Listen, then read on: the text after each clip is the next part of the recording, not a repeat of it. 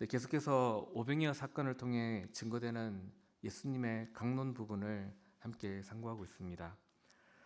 예수님은 누구신가? 바로 이 질문에 대해서 우리에게 영생을 주시는 하나님의 아들로서 어떻게 정말 그렇다 함이 증거되는가를 예수님이 친히 자기 증명으로 말씀하고 계십니다. 오늘 본문의 전체 강론의 핵심은 분명합니다. 예수님은 당신을 우리의 영생을 위해 공급되는 생명 양식으로서 자신을 소개하신다라는 겁니다. 이를 위해서 우리는 예수님이 실제 이 육신을 위해 먹는 떡의 양식을 비유로 들어서 영적인 측면에서의 양식을 설명하고 계시다라는 것을 기억해야 합니다. 오늘 본문에서도 예수님의 강론을 듣고 있는 이 유대인들이 혼란을 겪습니다. 이유는 영적인 의미에서 말씀하시는 이 예수님의 의중을 헤아리지 못하고 그들은 실제로 계속 양식 얘기하니까 입으로 먹는 떡의 양식만 생각하고 있기 때문에 혼란을 겪었던 겁니다. 예수님은 예수님은 당신을 우리의 영생을 위해서 주시는 양식으로 자기를 소개하십니다. 여러분, 양식이 우리에게 어떤 기능을 합니까? 지금 이 땅에서 우리의 몸이라는 이 육신의 생명을 가지고 움직이게 만드는 에너지의 원으로서의 그 역할을 합니다. 물질적인 이 육신의 생명도 그렇게 생명력을 유지하기 위해서는 물질적인 양식이라는 게 필요하다면 마땅히 영적인 생명을 위해서도 영적인 양식이라는 게 필요하지 않을까요? 이러한 영적인 양식이 있다라고 지금 예수님은 말씀하시면서 내가 그거 주러 왔고 그러니 이거 먹어서 영생하라고 그렇게 지금 말씀하신다라는 겁니다. 그래서 그게 뭡니까? 라고 물으니까 예수님 답을 하시는 거죠. 그 영생의 양식은 누구다고요? 바로 예수님이시다라고 하는 겁니다. 근데 오늘 예수님은 이걸 더 양식이기 때문에 예수님을 믿는다는 개념을 양식에 비유해서 어떤 표현까지 쓰시냐면 양식이 우리 몸에 생명력을 주려면 양식을 어떻게 해야 되죠? 먹어야죠. 그래서 예수님은 뭐라고 하시냐면 나를 먹으라고 이제 그렇게까지 말씀해 버리십니다. 이에 대해서 유대인들은 정말 큰 혼란을 겪는 거죠. 예수님을 믿어 영생을 얻는 것을 떡의 양식을 먹어 육신의 생명을 얻는 것에 비유하셔서 예수님을 믿으라는 말을 양식을 먹는 것에 비유하여 강한 어조로 나를 먹는 것과 같다라고, 나를 믿는 것은 나를 먹는 것이다라고 그렇게 선언해 버리시는 겁니다. 예수님이 이 땅에 우리에게 생명을 위한 양식으로 오심은 오늘 본문의 이 강론을 통해서만 성경에서 보여준 건 아닙니다. 예수님의 생애 속에서 정말 예수님은 우리의 생명 양식으로 오신 분이 맞다라는 걸 하나의 행동 계시로 보여주신 적이 있습니다. 혹시 언젠지 기억하시겠습니까? 예수님이 이 땅에 태어나셨을 때 예수님은 베들레헴이라는 곳에서 태어나셔서 어디에 누우셨습니까? 짐승의 구유에 누우셨습니다. 베들레헴은 뜻이 뭐냐면 떡집이라는 뜻입니다. 근데 오늘 본문에서 떡이라는 표현이 나오는데 이제 원문에서는 이게 빵입니다. 근데 이 빵이라는 말도 우리 개념의 빵과는 좀 다릅니다. 왜냐하면 이 나라 백성들한테 빵이라는 건 주식이거든요. 우리는 빵이 간식이죠. 우리한테 주식은 뭡니까? 밥입니다. 그러니까 우리 형편에 맞게 정말 좀 더 다른 표현을 써본다면 예수님은 베들레헴, 떡집, 빵집인데 좀 더 직접적으로는 밥집에서 태어나신 겁니다. 밥집의 아들로 태어나서 어디에 누우셨다고요? 구유에 누우셨습니다. 구유의 용도가 무엇입니까? 짐승 밥그릇이잖아요. 근데 그 안에 이분이 들어가 계신 거예요. 당신이 뭐 하시는 분이라는 겁니까?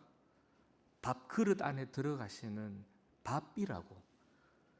이 땅 하나님의 아들로서 이 땅에 자기 백성을 구하러 오신 분이 밥집 아들로 태어나서 밥그릇 안에 누우셨습니다. 뭐 하라고요? 그렇게 자기 백성 살리러 온 양식이시라고 행동 계시로 자기 자신을 드러내신 것 아니냐라는 겁니다. 결국 예수님께서 우리를 위해 생명 양식이 되신다 함은 나중에 결국 예수님이 십자가의 죽으심으로 자기 살과 자기 피를 우리 위해 다 내어주신 것으로서 성취가 됩니다. 우리를 위해 죽으시면서 자신의 살과 피를 내어주신 그리스도를 믿음으로써 믿는 자는 그 예수님이 주신 모든 구속의 은혜를 성령으로 적용받아 죄사함 받고 의롭다함을 얻고 하나님의 양자가 되고 성화를 살고 견인에 이르기까지 부활에 이르기까지 그 영생의 모든 것을 누리게 됩니다. 그래서 참으로 예수님은 우리의 생명을 위한 양식이 되어 주시는 것입니다. 그래서 그분을 믿는다는 것은 곧 그분의 살과 피를 먹고 마시는 것과 같은 것이 되는 거죠. 예수님은 이후에도 계속 자기 백성들이 이 사실을 늘 되새김질하며 그렇게 영생에 참여한 자임을 확인하고 누리도록 제자들에게 성찬을 제정하셔서 이 의미를 가르치셨고, 교회는 지금 성찬을 제정함으로 이 예수님을 가르침을 늘 또 확인하고 확신하도록 합니다. 요한복음에서는 다른 복음서와 달리 예수님이 죽으시기 직전에 유월절 만찬 베푸시면서 성찬 제정한 사건을 기록하지는 않습니다. 대신 오늘 본문을 내서 그 성찬의 의미를 예수님은 강론으로 밝혀버리는 걸로 대체합니다.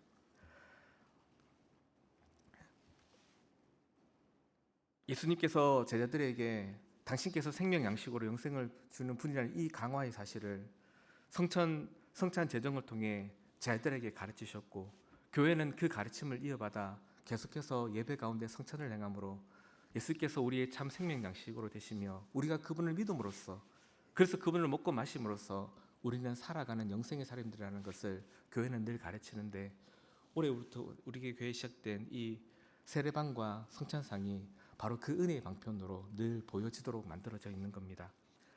세례를 통해서 예수님에 대한 믿음을 확증받은 성도가 되고, 성찬을 통해서 그분을 먹고 마심으로써 우리는 그렇게 늘 영생에 참여한 자라는 것을 늘 확인하도록 하는 거죠. 성도 여러분, 오늘 본문 47절에서 보시면 예수님이 믿는 자는 영생을 또 다시 한번 지금 가지고 있다라고 밝히십니다. 말씀드렸죠. 예수님이 사도들이 가르치는 영생은 결코 우리가 먼 훗날 세상 끝날에 주님 다시 오실 때 그때 누리는 일이 아니라고, 지금 여기서부터 계속해서 우리는 맛보고 누려가는 일이라고 말씀드렸습니다. 예수님을 믿게 된 그 자체가 영생에 참여한 일이 된 거고, 교회의 성도로 하나님의 백성으로 하나님의 자녀로 살아가는 성도의 모든 삶이 바로 이 영생을 누려가는 삶으로 사는 것입니다. 그리고 세상 끝날에 완전한 자리에 서게 되는 거죠. 오늘 본문의 이 예수님의 강론의 말씀이 우리에게 주는 큰 뜻 하나가, 예수님을 믿는 성도로 하여금 이 땅을 사는 동안 그 영생의 확신을 가지고 살게 하신다는 것, 다시 한번 생각하셨으면 좋겠습니다. 어느 정도로 확신을 가지고 살게 하시냐면, 너가 나를 먹고 마시는 생명 양식을 가지고 그 힘으로 사는 존재와 같다라고까지 말씀하시는 거죠.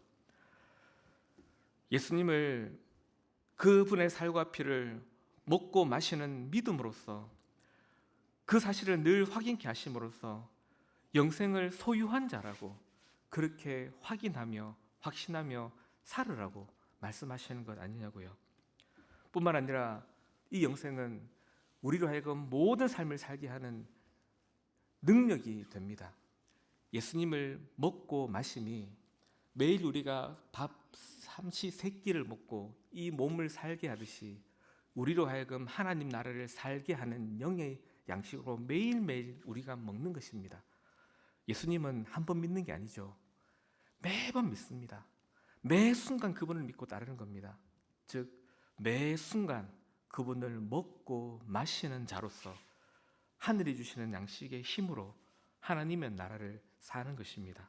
영생을 누리며 사는 것입니다.